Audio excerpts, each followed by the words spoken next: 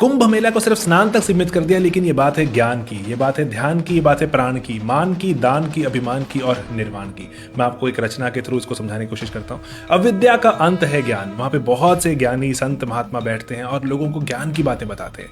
पाप से मुक्ति देता है स्नान, क्योंकि ऐसे कहा जाता है कि बहुत आप चल कर आते हैं, तपस्या कर आते हैं तो पाप से मुक्ति की भावना आती है। आत्मा से मिलन है ध्यान। आप ध्यान लगाते हैं, बहुत सी आप कोई दुकान लगाते हो या फिर आप कोई और मटीरियलिस्टिक परसूट में हो, उसको छोड़ते हैं कुछ दिन के लिए, कुछ देर के लिए, और आप ध्यान लगाते हैं, अपने आत्मा से मिलन करते हैं। सृष्टि का आधार है प्राण। प्राण का मतलब है कॉन्शियसनेस। आप कॉन्शियसनेस से जुड़ते हैं। अगर कॉन्शियसनेस ही नहीं, मैं सोच ही नहीं सकता कि मैं जीवित की हूं, तो काहे कि यहाँ पे मेरी एग्जिस्टेंस। दिन विनम्रता से बढ़ता है मान।